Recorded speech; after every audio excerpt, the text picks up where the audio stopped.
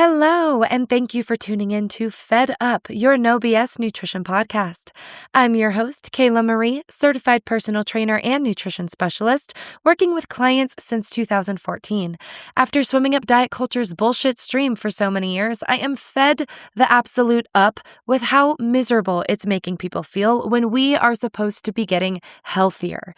This podcast is here to help you gain your sanity back so you can stop yo-yoing once and for all and finally learn how to trust yourself so you can enjoy food again without fear or shame while still getting to your health goals. My aim is to teach you how to detect the BS in not just the food and diet industries, but in all realms of life, because I know that, like me, we are all just a little fed up. So without further ado, let's dive into today's episode.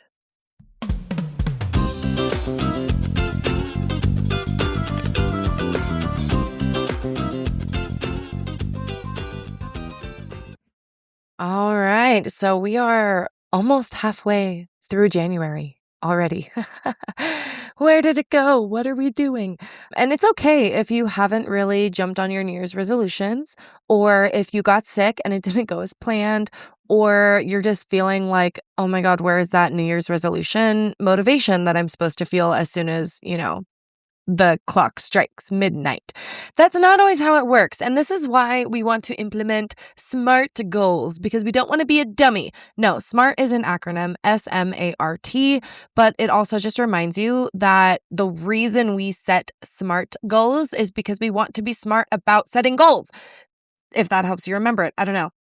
So when you set goals without strategy or clarity in really what you're going to do in order to get to said goal, so when you say, I want to get healthy, I want to lose weight, I want to work out more, there's not really any strategy there. Like, you want to do these things, you have a goal, you have a wish, but you don't really have the starting point or actionable things that you can do that all of a sudden 6 months later, you're like, oh my God, I achieved my goal, right? And especially New Year's resolutions, they tend to be things that you're trying to change in your lifestyle, not necessarily always a performance goal or okay, I want to make this much money. Like, it might be you want to save this much money, but a lot of people actually start with, well, I want to spend less money and save more money. But like, you haven't really broken down, well, how much money do you want to save? What's realistic for you to be able to save? What would you have to give up, or what habits do you have to change in order to actually save that money at the end of the year, right? I want to save $10,000. How do I actually do that over the course of 10 months, over the course of 12 months, over the course of 10 years, whatever you're trying to do, right? And breaking it down into what's actually going to get there. I can't just save $10,000 out of nowhere, especially if I haven't saved $10,000 before. There are things that I'm going to have to give up, that I'm going to have to cut my expenses, that I'm going to have to get aggressive about, not spending money on credit cards, or not going into debt, or not spending, the lattes or this or that, or not making any big purchases, and just like reusing things and running your car into the freaking ground and not just buying a new one because you can. So doing all those things is going to get you to actually save the money, right? So whether it's being healthy, eating better, working out, saving money, whatever your goal is that you have or lifestyle change you want to make, we need to get smart about it. So SMART, S, stands for specific. Be healthy is not specific. What does that mean? What exactly are you going to do for how long? How do you know when you're going to be healthy? How are you going to measure being healthy? So that's what we're going to be breaking down. What exactly are you going to do and when? When you say, I want to work out more, does it mean you're going to resistance train twice per week for 45 minutes at this gym after work? Are you going to do Mondays and Thursdays on your lunch break, taking a 30-minute walk after you eat your lunch or before you eat your lunch, whatever it may look like, while you eat your lunch? I don't know. So figuring out when and even how you're going to do it, like, be as specific as possible. Now, this does not mean you cannot be flexible, okay? So something that I would add, maybe I would call this smart. I want it specific, but I want it flexible. So if you say you're going to work out Monday, Wednesday, Friday, I also want you to be able to eventually, intuitively, maybe Monday is just not the day for you and you're actually able to just move it to Tuesday. And maybe we think we have to work out Monday, Wednesday, Friday, but like Mondays are sometimes my hardest days to do anything. So I like to work out like Tuesday through Saturday or working out, Tuesday, Wednesday, Sunday, like Saturday, moving things around for the week ahead, depending on your schedule each, Saturday, things like that. So it doesn't matter exactly when you have it, but say you want to make it 3 times a week, you have to make an effort to make sure that you can be flexible and you can be proactive enough to put it on your schedule and hit that 3 times a week. So I want you to be specific as possible, knowing that you can be flexible. You can change it later on. And that stands for S, right? Specific. Blah, blah, blah. I'm like fumbling over my words here, but I'm not going to start this podcast over because I've already started it over once and we're not doing it again. So S stands for specific. M stands for measurable. And this doesn't just mean measurable like I'm going to work out for 45 minutes 2 times a week. There's a measure. Yes, that works too, but also get feedback. How are you going to know that it's working towards your goal? Yes, scale weight is what a lot of people will think about, right? Well, I'll know that it's working when I lose weight. If you're losing weight, it is evidence that you are in a calorie deficit. Go you, if that's your goal. If you're feeling good while doing it, yay. But also, in case the scale doesn't move as expected, or in case you have fluctuations, you might want other performance or other metrics that you can pay attention to that you can periodically check in with, or actually, have a metric that you measure, but actually put it in your calendar about when will you measure, how will you measure. If the goal is to strength train twice weekly, that doesn't really have a measurable goal if you gain strength or not, right? It's just strength train twice weekly. The goal maybe is consistency.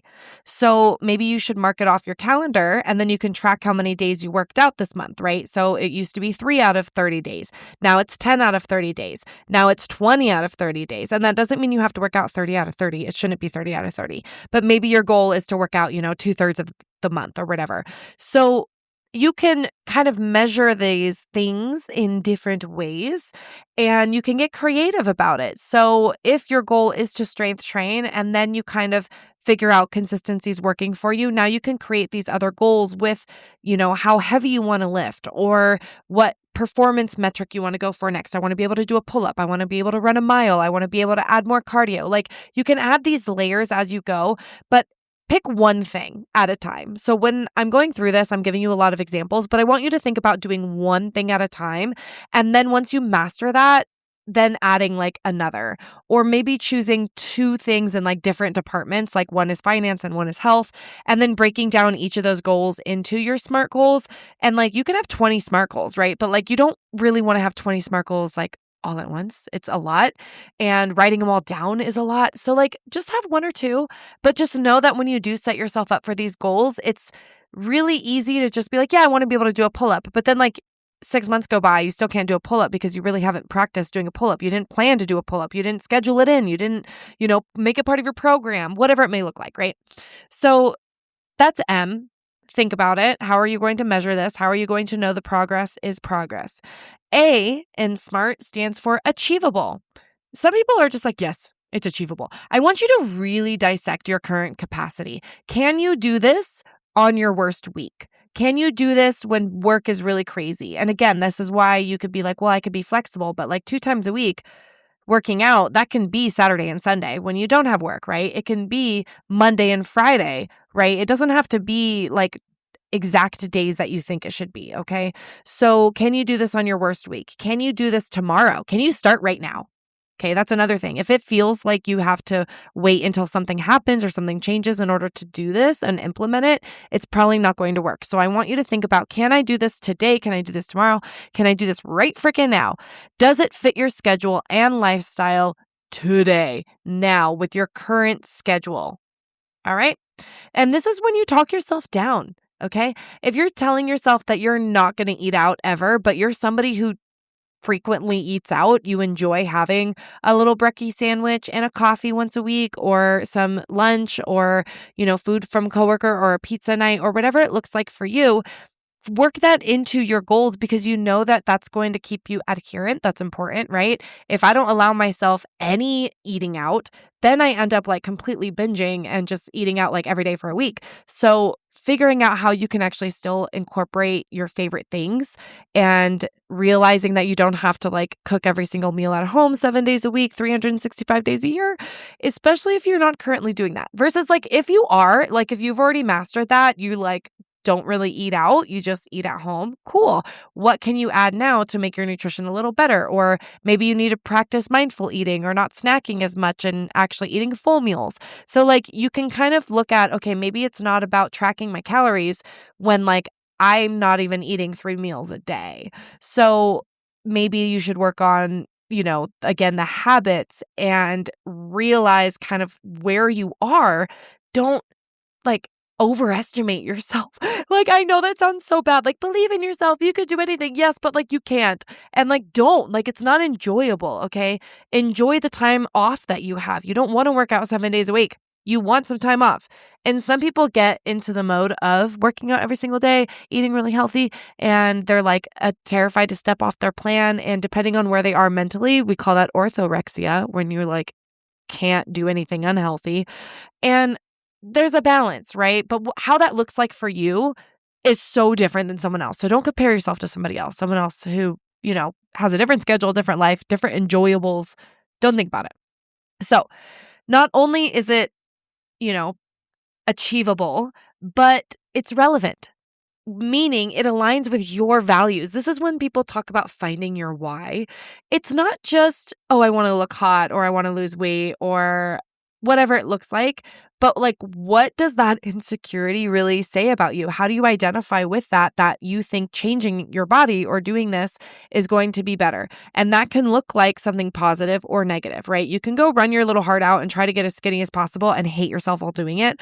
Or you can say, you know what? I'm getting a little out of shape and I'm unable to run and I get out of breath climbing stairs and I don't really feel sexy and confident in my jeans. And like, I don't want to buy new workout clothes because I just need to get back into what I normally do, whatever it looks like for you. I always hate the idea that like, find your why. And, people will list things that will give you a starting point, but like you've got to dig deep. You've got to really dig deep. And like sometimes you know your why and it's still just not enough to change your behavior because again, the whole goal setting process and actually setting yourself up for accountability and aligning with your values, like all of that is actually a skill and it takes practice. And something else we don't realize, I think I've mentioned this in this podcast before, is when you don't know your tendency to need external accountability or you don't know your tendency to like, well, I really want this, but actually executing it is really hard because you're an unmedicated ADHD or you don't have the skills to actually implement your goals, right? Like you want to cook at home, but you don't really have the skills to cook or you get really frustrated cooking or you don't have the time, you don't have the energy, whatever it is, right? You got to be a little realistic for yourself and realizing like to be patient and kind, and also that you can't really hate yourself into health. So your why can't just be like to be skinny and because I feel guilty and because you set yourself up with all this ambition, but you weren't realistic with how much capacity you had. And now you're feeling guilty and now you're feeling like a failure.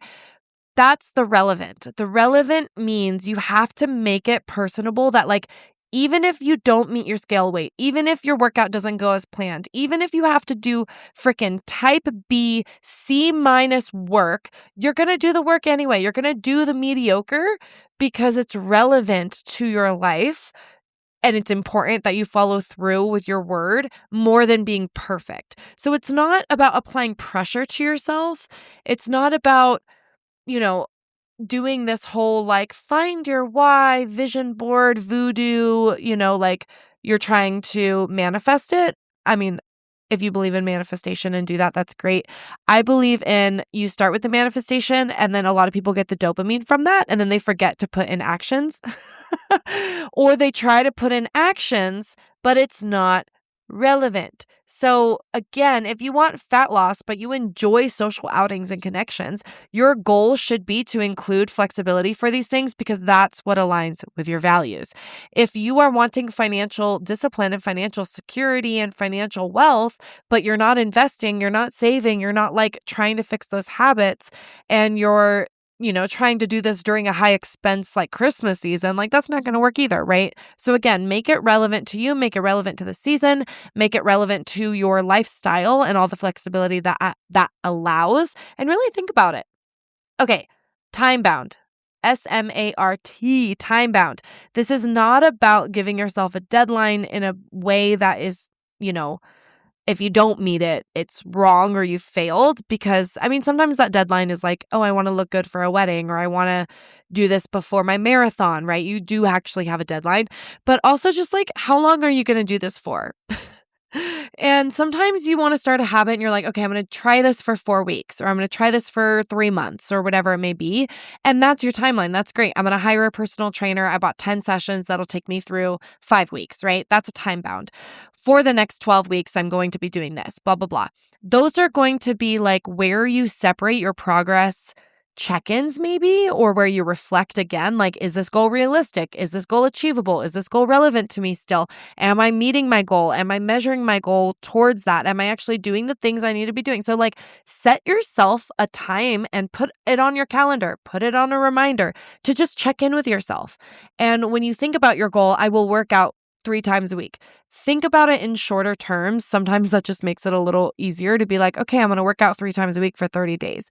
And then you try that for 30 days. And the next thing you know, like you keep doing that. Or maybe you don't, but maybe in, the next month you think about, okay, I did 3 times a week. Now I'm going to add a 4th time a week because I want to get back into tennis, or I want to swim, or I want to dance.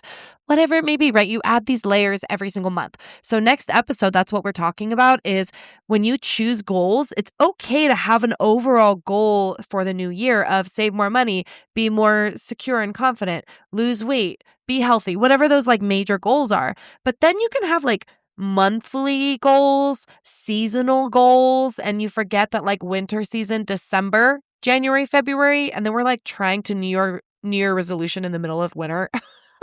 You can choose winter goals and set yourself up for a springtime resolution, because those are beautiful. Springtime resolutions, I love it. It's like, let's get back outside. I'm going to like have all these social outings. The day is until 10 p.m. in Montana, and it's lovely.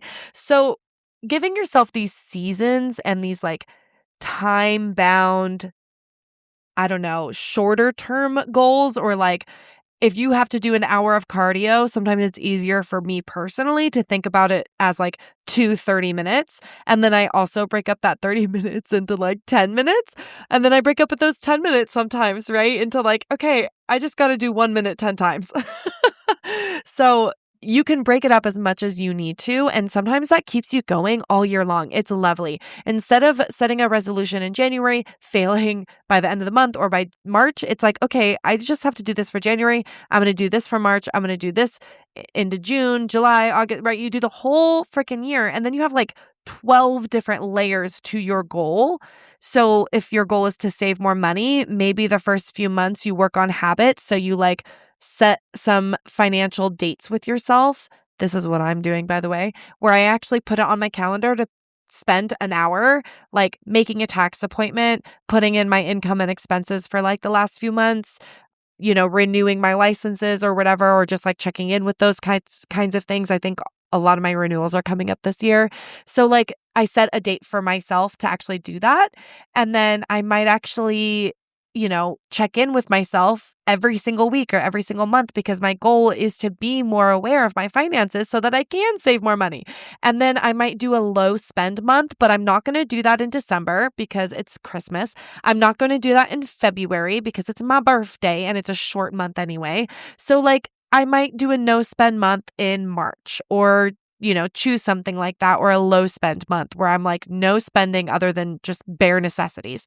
So setting yourself up for these monthly challenges or seasonal challenges, this is what we're going to be talking about next podcast. So it'll be a little bit shorter than this one, and how to really like execute those things more than, you just hear the set your New Year's resolutions and nobody really tells you that there's other ways to resolute.